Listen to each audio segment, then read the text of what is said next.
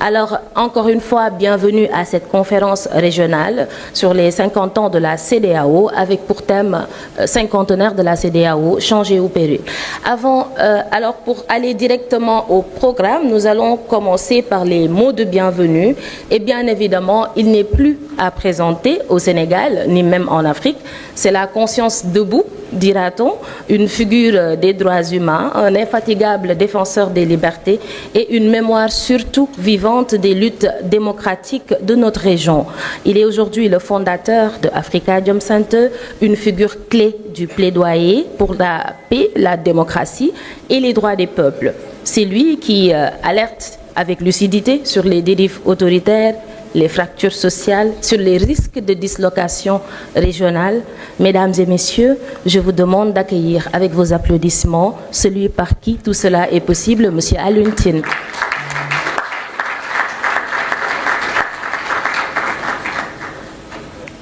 Merci beaucoup, Madame la Présidente. Madame Mimi Touré, aux représentants du Président de la République, mes chères sœurs,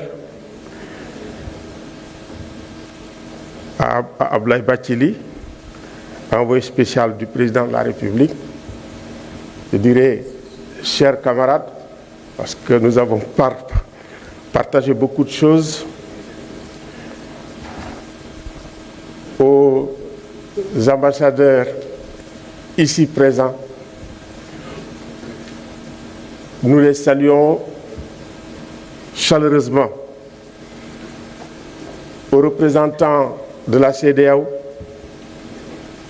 aux représentants du gouvernement du Sénégal, à nos chers amis de la société civile qui venaient des différents pays membres.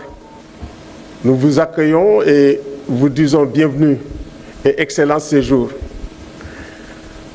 À nos invités et communicateurs ici présents, nous les saluons. C'est avec un immense plaisir et un grand bonheur que je vous souhaite la bienvenue à cette conférence régionale sur les 50 ans de la CEDEAO qui se tient aujourd'hui ici à Dakar. Nous sommes réunis ici, venus divers horizons, pour examiner, évaluer, proposer des recommandations concrètes pour la construction et la renaissance de la CEDEAO, notamment d'une CEDEAO des peuples, d'une CEDEAO unie, dotée d'institutions fortes, partageant une même géopolitique, une même géoéconomie, une même géostratégie susceptible de faire face aux crises, aux défis multiples, complexes, qui menacent la survie même des États et des peuples. Ce moment est une belle opportunité parce que 50 ans, c'est l'âge mûr. L'âge mûr où on a déjà un parcours qui est fait de succès, qui est aussi fait d'échecs, qu'il nous faut examiner de façon lucide pour effectivement en tirer les meilleures leçons. Ce moment est une belle opportunité pour renforcer l'unité, la coopération des États membres avec l'implication concrète des citoyens pour construire ensemble de façon solidaire les éléments constitutifs d'une souveraineté régionale de la CEDEAO dans tous les domaines, politiques, institutionnels, économiques, monétaires, sécuritaires, des infrastructures de toute nature, pour le bonheur et le bien-être des citoyens de la CEDEAO. Nous comptons pour cela effectivement sur l'énergie et l'implication d'une jeunesse mobilisée pour défendre les principes, les valeurs et les normes de la démocratie, de l'état de droit et des droits humains. Pour dire aux États il faut dans l'exercice et la conservation du pouvoir respecter les droits humains, respecter l'état de droit, respecter les libertés fondamentales.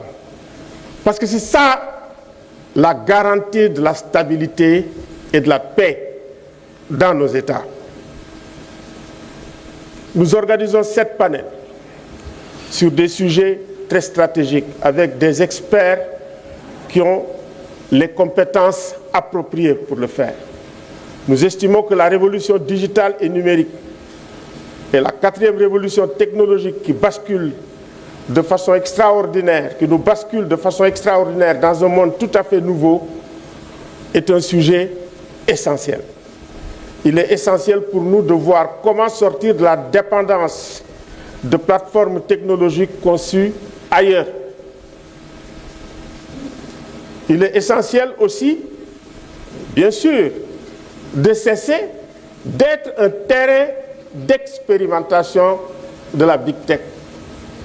Je pense que les Moussa Ndiaye qui sont là ne me démentiront pas.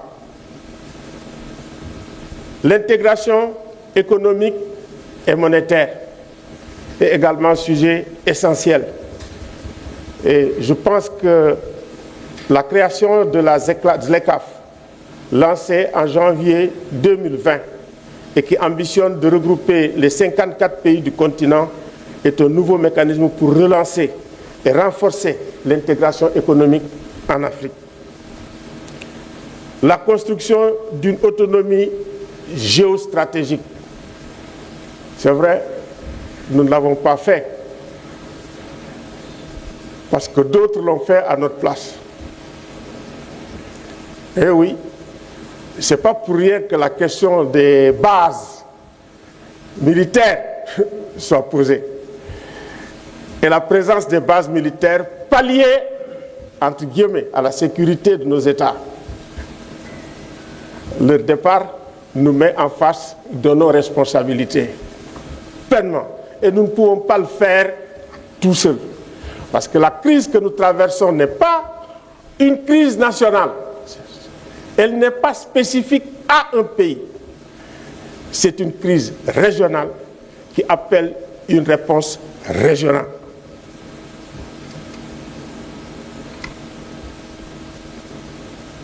Revenir également sur, bien sûr, la participation des jeunes, la participation des femmes, la participation du secteur privé au sein de la CEDEAO. C'est ça qui va faire qu'on puisse avoir une économie régionale qui fonctionne, avec des acteurs qui ont les moyens de faire effectivement de la région une zone économique incontournable et une zone économique souveraine. Toutes ces questions sont des questions ouvertes autour desquelles nous allons organiser des débats ouverts et dégager sur ces questions des recommandations fortes de nature à réinventer la CEDEAO, parce que nous sommes acculés, nous n'avons pas le choix. Soit la réinventer, soit effectivement continuer à être affaiblis, vulnérables. Et effectivement, où la notion de souveraineté que nous articulons ne soit pas effectivement une notion purement abstraite. Nous ne pouvons pas relever les défis sans une jeunesse, une intelligentsia et un peuple mobilisé et conscient de ses responsabilités pour promouvoir les valeurs, les principes et les normes de la CEDEAO. C'est pour ça que nous allons terminer cette conférence régionale avec un concert et avec les jeunes des clubs CEDEAO, de tous les clubs qui sont là représentés, que nous remercions très fortement et qui vont disséminer ces recommandations, appeler les jeunes et les femmes à se réapproprier la CEDEAO, sans quoi nous ne pouvons pas avoir la CEDEAO des peuples.